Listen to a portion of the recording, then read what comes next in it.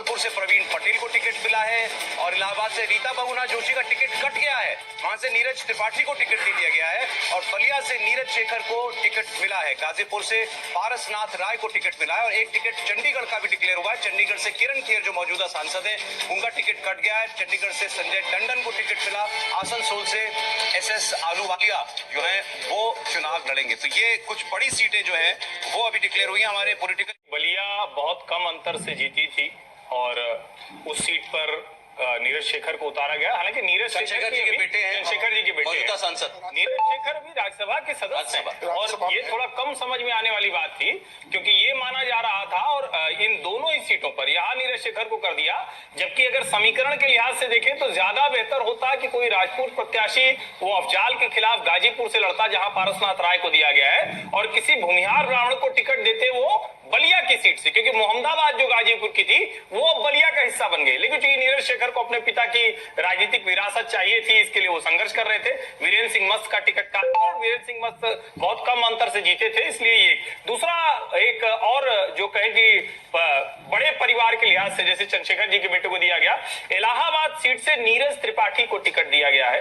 नीरज त्रिपाठी मेरे ख्याल से अभी एडिशनल एडवोकेट जनरल हैं उत्तर प्रदेश सरकार के और पूर्व राज्यपाल विधानसभा अध्यक्ष केशरीनाथ त्रिपाठी के बेटे हैं नीरज त्रिपाठी, उनको इलाहाबाद सीट से टिकट दिया गया। प्रवीण पटेल वहीं के विधायक रहे थे, उनको लोकसभा का टिकट दे दिया। विनोद सोनकर पहले से सांसद है। आप चंडीगढ़ की जो सीट है एक निर्णय पे पहुंची कि बलिया में एक बार फिर से वीरेंद्र सिंह मस्त का टिकट काट के ठाकुर उम्मीदवार कोई उतारा जाए। और ठाकुर उम्मीदवारों की बात करें तो नीरज शेखर के अलावा कोई और वैसा नाम नहीं था। 2-3 नामों पर चर्चा चल रही थी लेकिन पार्टी को ऐसा लगा नहीं जो ठाकुरों के हिसाब से चंद्रशेखर सिंह के बेटे नीरज के समान कोई वैसा कैंडिडेट हो तो उसको दिया जाए। एक पार्टी के सामने बड़ी समस्या ये थी कि पूर्वांचल में आपको एक भूमिहार देना ही देना था और वहां गाजीपुर में या तो आप मनोज सिन्हा के बेटे अभिनव सिन्हा को टिकट देते या फिर किसी दूसरे भूमिहार उम्मीदवार को टिकट देते। तो जो पार्श्वनाथ हैं वो संघ के पृष्ठभूमि से हैं।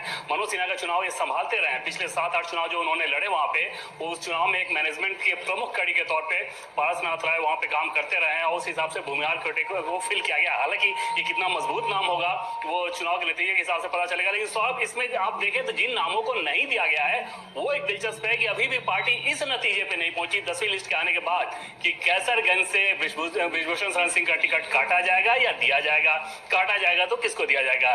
देवरिया से पार्टी अभी भी इस नतीजे पे नहीं पहुंची कि रमापति त्रिपाठी का टिकट काटा जाएगा तो किसको दिया जाएगा या फिर उनको ही रिपीट कर दिया जाएगा। एक और दिलचस्प सीट रही है कौशाम्बी, जिसको लेके बहुत ज्यादा पार्टी के भीतर खींचतान थी। ऐसा सोर्सेस के द्वारा कहना था कि उत्तर प्रदेश के डिप्टी सीएम केशव मौर्य बिल्कुल नहीं चाहते कि विनोद सोनकर को वहां फिर से रिपीट किया जाए। लेकिन 2014-2019 में 2 बार सांसद रहे विनोद सोनकर। पार्टी ने एक बार फिर से उनके ऊपर भरोसा जताया। तो पार्टी के अंदर अंदरूनी हलचल के हिसाब से देखें तो इस सूची में आपको सबसे दिलचस्प नाम कौशाम्बी वाला नजर आएगा। दूसरा गाजी जो मैनपुरी में करना चाहती है तो उस समय ये पार्टी के भीतर तय कर लिया गया था। लेकिन जो सोर्सेस का कहना था कि जयवीर सिंह खुद ये नहीं चाहते कि वो डिंपल यादव के खिलाफ चुनाव लड़े या मुलायम सिंह यादव से सीधे उनके उस परिवार से उनकी अदावत दिखे, ऐसा वो नहीं चाहते। बीजेपी के सोर्सेस का कहना था।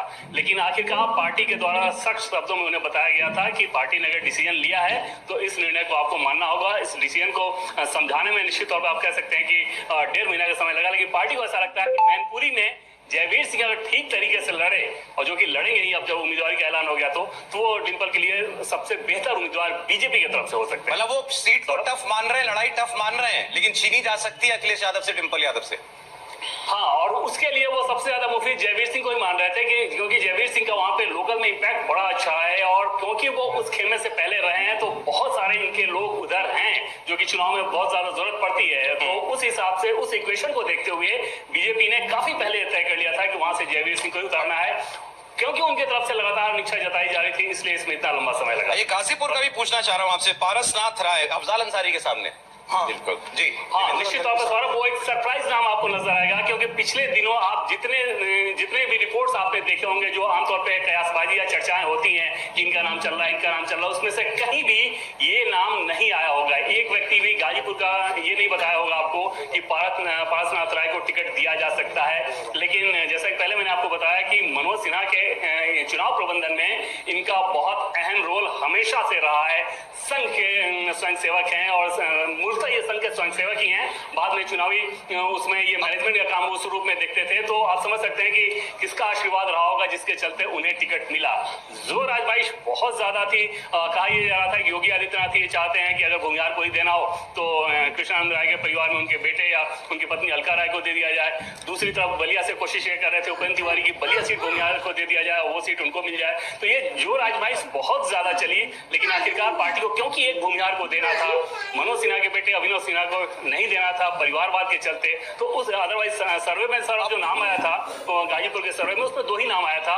पहला नाम मनोज सिन्हा, क्योंकि वो जम्मू कश्मीर के उपराज्यपाल है, वो भूमिका ज्यादा महत्वपूर्ण है केंद्र सरकार के हिसाब से, पीएम मोदी और अमित शाह के हिसाब से, तो उनको उसी रोल में अभी रखा जाएगा। दूसरा नाम आया था उनके बेटे अभिनव सिन्हा को, जो कि इंजीनियरिंग बैकग्राउंड से इंजीनियर है मूलतः, उनके नाम को दे दिया जाए। परिवारवाद की समस्या के चलते शायद पार्टी ने वो निर्णय नहीं लिया होगा। उसके बाद तीसरा नाम ये पार्सनाथ अब जो सीटें नहीं आई अभी तक, जरा उसको व्यूअर्स वो भी आपसे जानना चाह रहे हैं देवेंद्र, इसमें आपने कैसरगंज की बात बताई ब्रिजभूषण शरण सिंह को लेकर के, डिलेमा क्या है ये बताइएगा। रायबरेली अभी भी ना तो कांग्रेस ने दिया है ना भाजपा दे पाई है अभी रायबरेली में। रायबरेली को लेकर क्या सोच चल रही है वहां पर? भी चर्चाएं कि शायद प्रियंका गांधी वहां से उतर जाएं। एक अखिलेश यादव के परिवार की एक और सीट फिरोजाबाद है, फिरोजाबाद डिक्लेयर हो गई सपा की तरफ से शायद। फिरोजाबाद बीजेपी से नहीं हुई अभी, नहीं फिरोजाबाद नहीं भाजपा ने। तो ये है कि बीजेपी नेताओं को पता है कि ब्रिजभूषण शरण सिंह पे जो आरोप लगाए गए, उन आरोपों के पीछे राजनीति ज्यादा बड़ी वजह थी। ब्रिजभूषण का जमीन पे प्रभाव है, कार्यकर्ता और लोग उनके पास हैं, कई सारे चुनाव का अनुभव है, तो पार्टी ऐसे व्यक्ति को खोना नहीं चाहती। दूसरी तरफ 18 तारीख को, इसी महीने के 28 तारीख को उनके मामले में कोर्ट का डिसीजन आना है। तो अब समझा जा सकता है कि कोर्ट का डिसीजन अगर प्रतिकूल आ गया और उनकी उम्मीदवारी का ऐलान कर दिया जाता तो कितनी बड़ी समस्या होती। दूसरी एक उलझन ये है पार्टी के सामने कि जिस दिन ब्रिजभूषण शरण सिंह के टिकट का ऐलान कर दिया जाए कोर्ट के निर्णय से पहले, उस परिस्थिति में आप समझ सकते हैं कि मीडिया में एक बार फिर से वो सारे आरोप उछलेंगे और वहां पे हरियाणा में खासतौर पर, उत्तर प्रदेश में इसका कोई नुकसान नहीं होना है, लेकिन हरियाणा में पार्टी को इसका नुकसान उठाना पड़ सकता है। वहां पे जाटों के भीतर नाराजगी की एक और वजह ये भी फिर से हो सकती है, ताजा हो सकती है। तो उससे बचने की कवायद अभी तक नजर नहीं आ रही है, लेकिन सोर्सेज का ये कहना है कि ब्रिजभूषण शरण सिंह इस बात पे अड़े हुए हैं कि उनकी पत्नी को नहीं, उन्हें ही टिकट दिया जाए। पार्टी के भीतर सौरभ इस बात को लेकर बिल्कुल सहमति है कि अगर ब्रिजभूषण शरण सिंह का टिकट काटा जाए तो उनकी पत्नी को दिया जाएगा। अधिक इंतजार किया जा रहा है। अन्यथा पार्टी के भीतर एक सहमति थी कि मनोज पांडे को वहां पे उम्मीदवार बनाया जाए, लेकिन क्योंकि कांग्रेस पार्टी ने अपने तुरुप के पत्ते अभी वहां पे नहीं चले हैं, जिसके बारे में बीजेपी को अंदाजा हो रहा है कि कहीं प्रियंका गांधी को लड़ाया जाए, क्योंकि अगर प्रियंका को लड़ाया जाएगा तो फिर बीजेपी भी एक सरप्राइज कैंडिडेट के तौर पे सोच विचार करना शुरू करेगी और उस लिहाज से अभी इंतजार किया जा रहा है। जी देवेंद्र, बहुत शुक्रिया देवेंद्र आपका। ये लिस्ट जो है आपने इसकी पूरी हाइलाइट्स हमको बताई हैं। रायबरेली के हम लोग क्योंकि बात कर ही रहे हैं कि शायद प्रियंका लड़ जाए, उन्होंने क्लियर कर दिया कि बीजेपी भी इंतजार कर रही है। अरे इस पर अपर्णा यादव का एक स्टेटमेंट हमारे पास है। अपर्णा यादव ने कहा पार्टी कहेगी तो मैं प्रियंका गांधी की, अगर वो प्रियंका लड़ती है तो उनके खिलाफ मैं रायबरेली से लड़ने के लिए तैयार हूं। जरा पार्टी जो भी तय करेगी अपर्णा यादव के लिए, मैं पार्टी के साथ हूँ। जहां तक प्रियंका गांधी और कांग्रेस पार्टी का सवाल है, कांग्रेस पार्टी का उत्तर प्रदेश में और पूरे भारतवर्ष में एक तरह से समाप्त हो चुकी है यह पार्टी।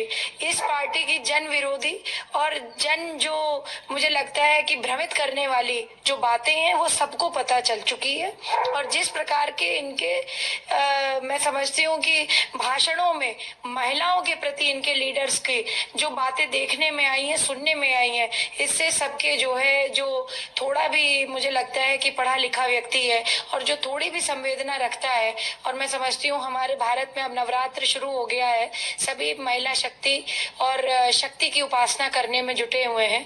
तबीयत ठीक नहीं है और पिछली बार भी ऐसा नहीं है कि चंडीगढ़ कोई आसान सीट है। पिछली बार 46,000 सिर्फ मतों से जीते थे वो चंडीगढ़ को। 40 ऐसी सीटों में आता है बीजेपी की ऐसी सीटों में से जो 50,000 से कम अंतर की टाइट सीट है। और दूसरा जो मेयर का चुनाव हुआ उसमें जो कुछ हुआ है चंडीगढ़ में, उसके बाद वहां संशय काफी ज्यादा। जी प्रोफेसर साहब क्या सोच रहे हैं? रायबरेली है दिमाग में कुछ और?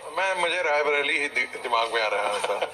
और जो पिछली बार था, आप देखेंगे कि 2014 में जो सोनिया गांधी का जो मार्जिन था, जीत की जो मार्जिन था, वो करीब 3.5 लाख वोट का था।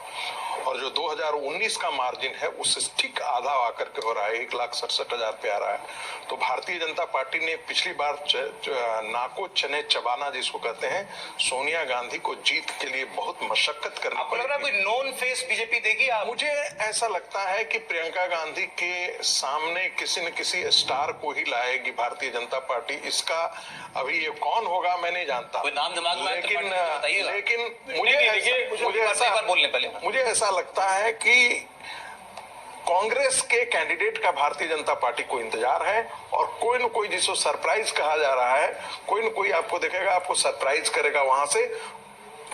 क्योंकि दो चुनाव जो है कार्यकर्ताओं को ही दिया गया है, लेकिन दोनों टक्कर दिए हैं लेकिन वो पराजित नहीं कर पाए। तो इस बार मुझे ऐसा लगता है कि वहां पर कोई बहुत बड़ा चेहरा आएगा। अच्छा, हम लोग ये बात कर चुके हैं कि कांग्रेस शायद वेट कर रही है तो भाजपा उम्मीदवार दे दे और राहुल गांधी भी पलट के आएंगे अमेठी। देखिए, राहुल गांधी के लिए नॉमिनेशन में समय वायनाड को लेकर के बहुत बड़ी दिलचस्पी ये है क्योंकि कांग्रेस के ही अंदर ये मंथन शुरू हो गया है कि क्या कहीं ऐसा तो नहीं कि हम वहां हार जाएं। ना वायनाड आज कैसे हार जाएंगे? ऐसा नहीं है कि देखिए, चुनाव के लिए एक बात बताएं, कभी नहीं किसी ने सोचा था कि माधवराव सिंधिया जो है वो ग्वालियर में अटल बिहारी वाजपेयी को हरा देंगे या हेमंती नंदन बहुना हार जाएंगे। ऐसा कभी किसी ने सोचा नहीं था। चुनाव इतने वो ठीक है, लेकिन जैसे पिछली बार इनको अमेठी में आभास हो गया था कि हार जाएंगे राहुल गांधी, तो वायनाड साथ साथ चले गए थे। इस बार उनको वायनाड पता होगा ना कैसा है हमारे लिए। मुझे लगता है कि न राहुल गांधी अमेठी लौट के आ रहे हैं, न प्रियंका गांधी रायबरेली से सीट जो सोनिया गांधी ने खाली वहां से चुनाव लड़ेंगे।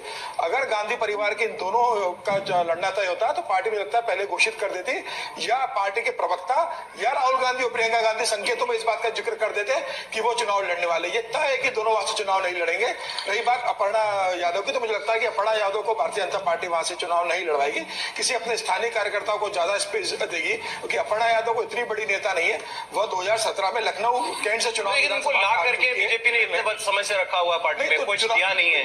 जरूरी नहीं है ना कि आप आए तो आपको आते पार्टी लोकसभा चुनाव दिलवा देगी। आप समाजवादी पार्टी से समाजवादी के गढ़ में आपको लखनऊ से लड़वाया था चुनाव, आप बहुगुणा के खिलाफ चुनाव हार गए।